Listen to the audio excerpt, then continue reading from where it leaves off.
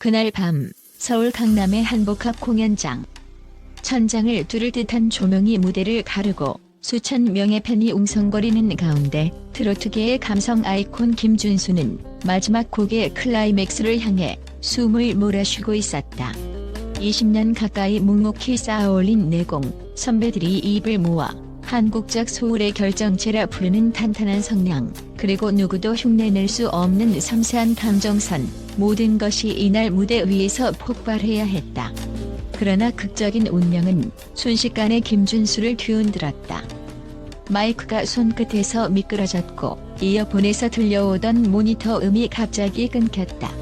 예민한 귀로 자신의 흔들린 음정을 들은 그는 반박자 늦게 따라붙은 반주를 인해 잃었다.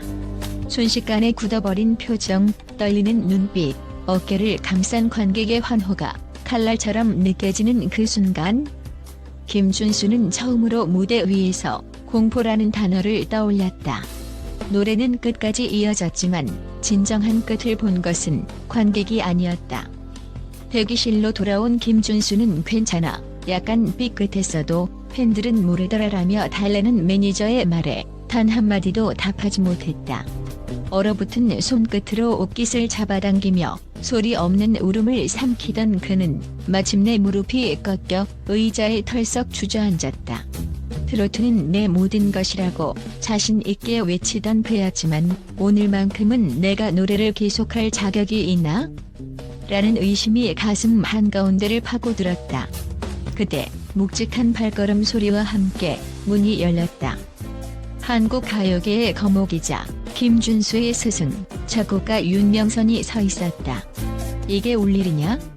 짧고 단호한 그 한마디가 전부였다. 순간 김준수의 등골이 서늘해졌다. 흔히 기성 가수들이 기대하는 괜찮다, 실수는 누구나 한다, 같은 위로가 아니었다. 눈물마저 얼어붙는 독설. 관객도, 매니저도, 백스테이지 스태프들도 숨을 삼키고 뒤돌아섰다. 그러나 윤명선은 말끝을 길게 끌지 않았다. 넌 노래밖에 못하는 놈이야.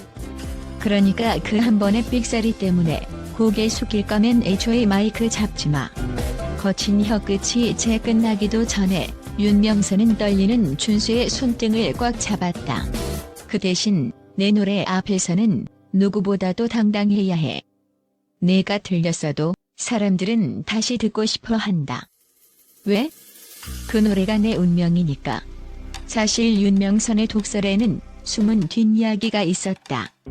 당일 리허설 직후 음향 장비 담당 엔지니어가 불안정한 모니터 라인을 교체하겠다고 보고했지만 공연 시간에 쫓겨 조율이 미뤄졌다. 이를 알면서도 윤명선은 끝까지 침묵했다.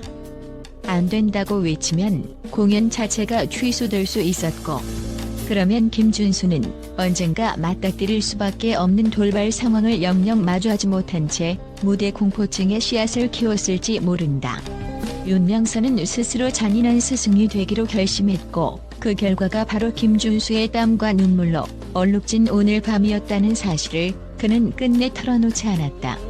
방송국 관계자들조차 몰랐던 이 충격 반전은 며칠 뒤 한 언론 인터뷰에서 뒤늦게 밝혀졌다. 김준수는 한 번쯤 넘어져야 완벽을 향한 강박에서 벗어나요. 그래야 다시 날 수 있어요. 윤명선의 고백은 업계의 일파만파 파문을 일으켰다. 첫 보도가 뜬 지 30분 만에 윤명선 독설의 진심 해시태그가 트위터 실시간 트렌드 1위에 올랐고, 잔인함 속의 사랑이라는 표현이 커뮤니티를 달구었다. 팬들도 처음엔 당황했지만 윤명선의 의도를 알고서 진짜 스승은 달랐다고 환호했다. 그러나 김준수 본인은 어땠을까? 그는 그날 새벽 4시 자신의 팬카페에 1200자 분량의 자필 편지를 올렸다. 제가 무대에서 틀린 하나 때문에 마음이 무너졌다면 그건 실수가 아니라 교만이었습니다. 저를 깨워주신 스승님께 감사드리며 제 노래를 다시 태어나게 하겠습니다. 글 말미에는 다음 공연에서 눈물 대신 노래로 보답하겠다는 약속이 적혀 있었다. 이 글이 공개되자마자 서버가 다운될 만큼 폭발적 접속이 이어졌고 3년째 정체 상태였던 김준수의 음원 스트리밍 수치는 12시간 만에 4000% 급등했다. 그리고 일주일 뒤 서울 장충체육관 특별 앙코르 콘서트가 공지 48시간 만에 전석 매진됐다.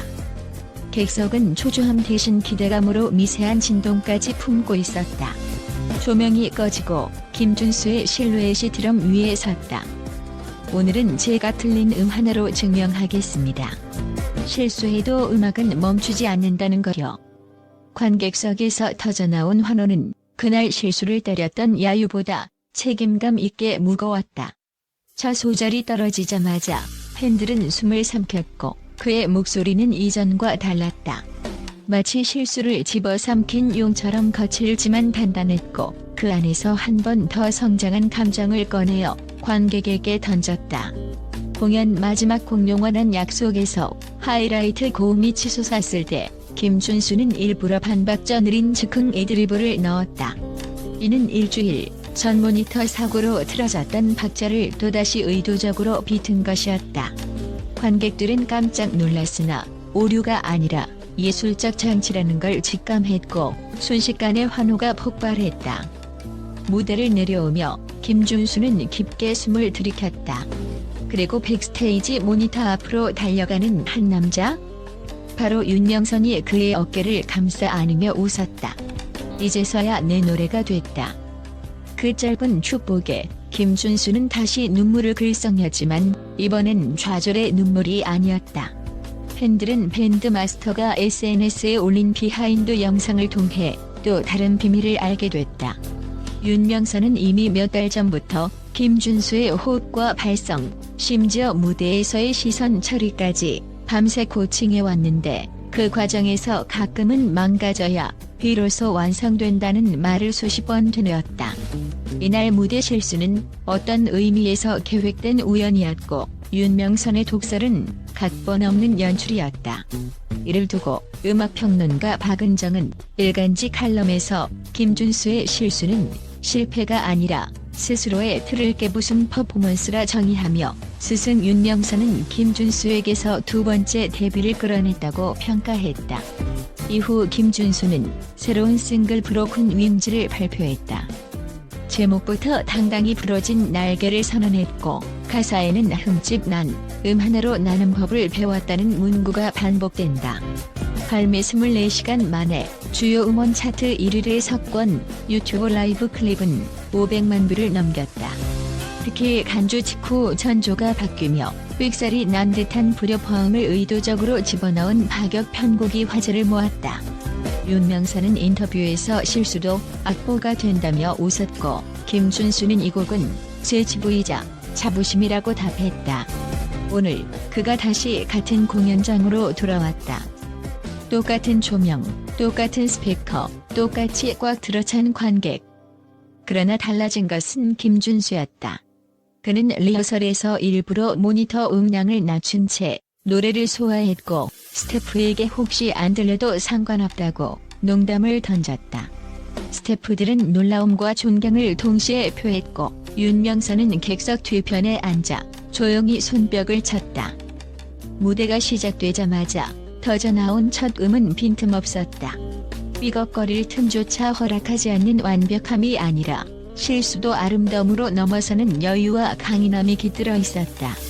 공연 후 기자회견에서 앞으로 새로 도전하고 싶은 무대가 있느냐는 질문이 나왔다.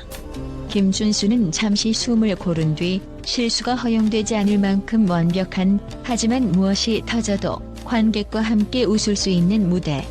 그게 제가 가야 할 길이라며 환하게 웃었다. 그리고 덧붙였다. 오늘 그 길의 첫걸음을 함께 해주셔서 감사합니다. 이 모든 사건이 벌어진 지 불과 3주. 김준수는 실수에 딱지를 떼고 실수조차 예술로 만드는 가수라는 새 별명을 얻었다. 음원과 굿즈 매출은 물론 예능 섭외 요청까지 폭주하고 있다. 윤명선에게는 잔혹하지만 사랑 가득한 명코치라는 타이틀이 붙었고 두 사람의 관계는 마치 피를 나눈 가족처럼 끈끈해졌다. 팬카페에는 이런 댓글이 가득하다. 우리도 완벽하지 않아도 돼요. 김준수처럼 넘어져도 다시 일어나면 되니까요. 그래서일까? 사람들은 이제 김준수의 작은 흔들림도 두렵지 않다. 오히려 그 흔들림이 노래를 더 뜨겁게, 더 인간적으로 만든다는 걸 알게 됐다. 그리고 그 곁에는 언제나 묵묵히 지켜보며 독설로 가장 따뜻한 포옹을 건네는 스승 윤명선이 있다. 무대 위에서 피어난 눈물과 독설, 그 안에 숨겨진 반전은 곧 음악이야말로 상처를 빛으로 바꾸는 마법이라는 사실이었다. 김준수는 오늘도 마이크를 든다. 들릴지라도 꺾일지라도 그 노래가 바로 그의 운명이기 때문이다.